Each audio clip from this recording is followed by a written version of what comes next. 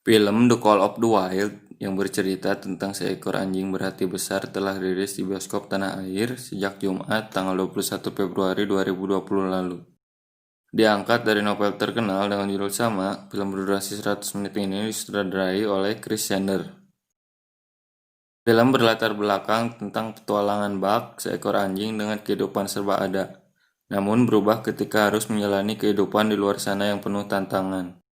Hidup Buck menjadi 100% terbalik saat dirinya dipaksa keluar dari rumah pemiliknya, hakim kaya raya di California, karena diculik, hingga dijual ke Kanada dan membawanya jauh ke dataran tinggi Yukon, Alaska. Petualangan pun dimulai.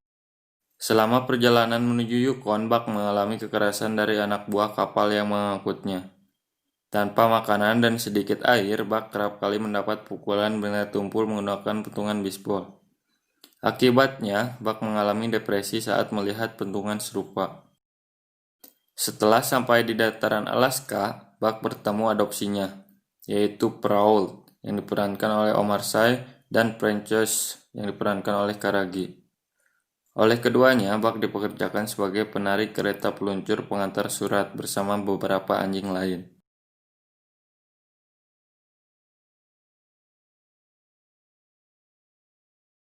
Awalnya, Buck tidak bisa menjalankan tugas dengan baik bersama tim. Namun, lambat laun ia makin jago menarik kereta peluncur.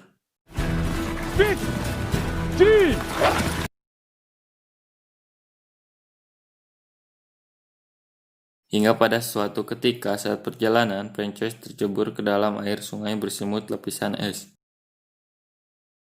Momen ini membawa penonton dalam situasi panik. Saat Prowl tak bisa berbuat banyak menolong istrinya, Buck dengan intuisi menolong sehingga menyeburkan diri ke dalam sungai berair tersebut.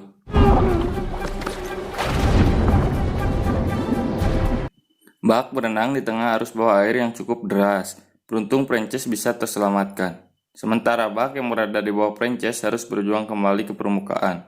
Tak disangka arus air sungainya begitu deras sehingga menyeret Buck kembali. Buck beberapa saat menghilang. Prowl pada saat itu selesai menolong istrinya naik ke permukaan, tak sempat juga menarik Buck. Majikannya itu pun berkali-kali berupaya memecah lapisan es guna mengeluarkan Buck, tapi tidak berhasil. Rupanya Buck bisa menyelamatkan dirinya sendiri. Secara tiba-tiba ia mendekati Prowl yang tengah dirundung rasa kehilangan.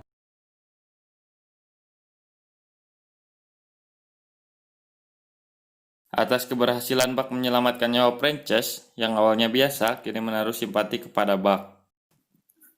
Rasa simpati yang diberikan pasangan majikan itu berbuah iri kepada Speed, pemimpin para anjing tim penarik kereta.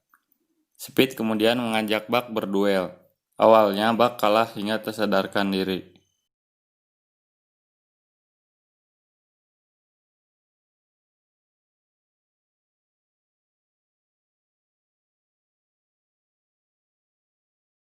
Kendali tersadarkan diri, kawanan anjing yang lain menaruh hormat pada Buck. Mereka pun menyemangatinya. Selama ini teman-teman mengenal Buck sebagai seekor anjing berhati besar. Buck akhirnya bangkit, perkelahian kembali terjadi sampai Speed bisa dikalahkan.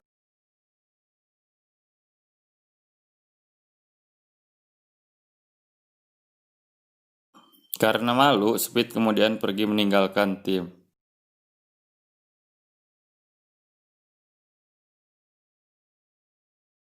Tanpa Speed, tim penarik kereta pengantar surat kehilangan pemimpin. Prowl dan Francois kebingungan mencari penggantinya. Melewati sejumlah adegan, Buck kemudian ditunjuk menggantikan sosok Speed sebagai pemimpin. Dalam kepemimpinan Buck, berbagai tantangan alam mewarnai perjalanan pengiriman surat, yang disebutnya sebagai penghubung kehidupan dapat dilalui.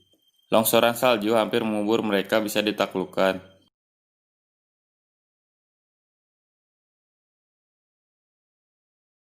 Surat awalnya tak pernah sampai tepat waktu, kini selalu tiba sesuai jadwal.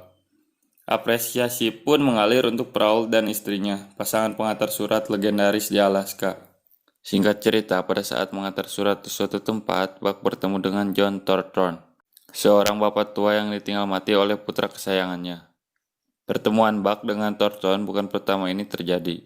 Sebelumnya di pelabuhan kapal, keduanya juga bertemu, namun sekejap. Pada waktu itu, harmonika Thornton jatuh. Melihat itu, Buck kemudian membawakannya kembali kepada Thornton. Di pertemuan berikut, ketika Thornton hampir ketinggalan kereta pengantar surat, Buck pula hadir membantu menitipkan surat itu. Diserahkan kepada Parault supaya turut diantar bersama surat yang lain.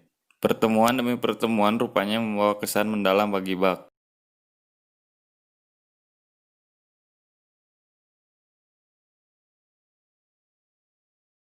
Singkat cerita, setelah melakukan pengiriman surat secara terus-menerus, kabar buruk diterima oleh pasangan Parault dan Francois. Ternyata rute pengiriman surat telah dihapus pemerintah karena diganti dengan telegram. Buck dan kawan-kawan terpaksa kembali kehilangan majikan.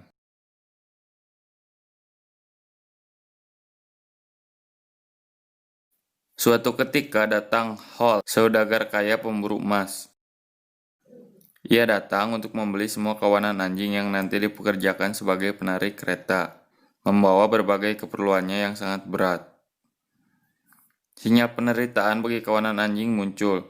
Di awal pekerjaannya, para hewan berkaki empat ini sudah mendapat kekerasan fisik dari Hall. Mulai dari cambukan karena tak jua membawa kereta bergerak, padahal roda macet tertimbun bekuan es, hingga nyaris dipentung, alat yang selama ini membuat Buck trauma. Melihat itu, Thornton iba.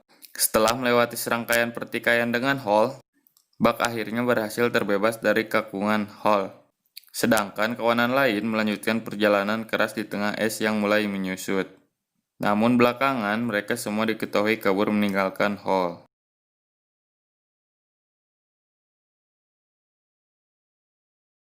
Kegagalan-kegagalan yang dihadapi Hall seolah disebabkan oleh Thornton.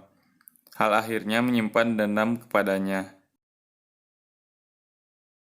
Ia pun keluar sebagai musuh bebuyutan sang tokoh utama. Hal berjuang mengakhiri hidup Thornton. Di lain sisi, Buck kembali menemukan majikan yang menyayanginya. Tak lain adalah Thornton. Tiba-tiba rencana muncul di benak Thornton. Di akhir masa hidupnya, ia bertekad pergi ke tempat yang menjadi dambaan putra kesayangannya selama ini. Sebuah tempat yang tak pernah dikunjungi oleh siapapun. Tempat itu jauh di luar peta selama ini Thornton pegang. Buck pun menemani perjalanan ini. Di tengah perjalanan, keduanya makin akrab satu sama lain. Kisah belum berhenti. Amarah Hall sungguh besar terhadap Thornton. Ia mendatangi kediaman Thornton yang sudah ditinggalkan penghuninya. Rumah pun tak luput dari amukan Hall. Barang-barang berharga Thornton dihancurkan. Di situ Hall mendapat peta perjalanan Thornton yang selama ini dicari Hall, di mana harta karun emas tersimpan. Hall kemudian menelusuri peta tersebut.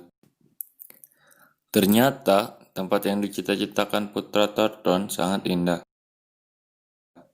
Ada aliran sungai yang banyak menyimpan bongkahan emas. Keduanya memutuskan tinggal lebih lama di tempat itu.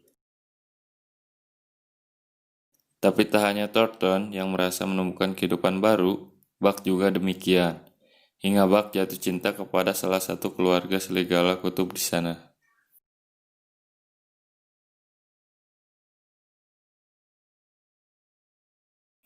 Kebahagiaan Thornton bersama Buck di tempat tersembunyi akan berakhir.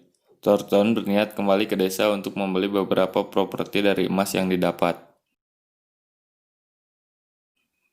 Mendengar niat majikannya, Buck sedikit keberatan karena dirinya kadung terlanjur sayang dengan keluarga serigala.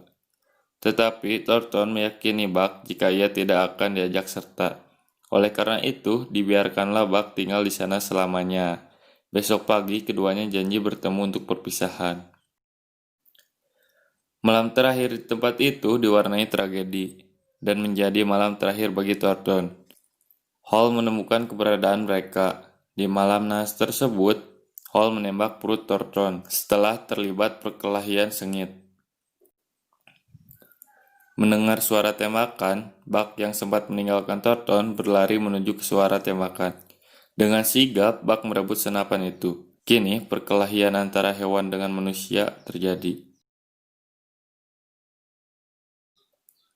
Buck sekuat tenaga mendorong tubuh Hall ke dalam gubuk yang sudah terbakar api. Dan Hall akhirnya tewas. Pun demikian dengan Thornton.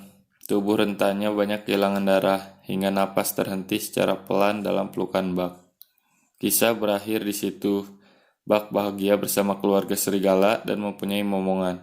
Namun, rasa rindu kepada majikan yang baik masih menyelimuti naluri Buck, meski sadar dirinya seekor anjing.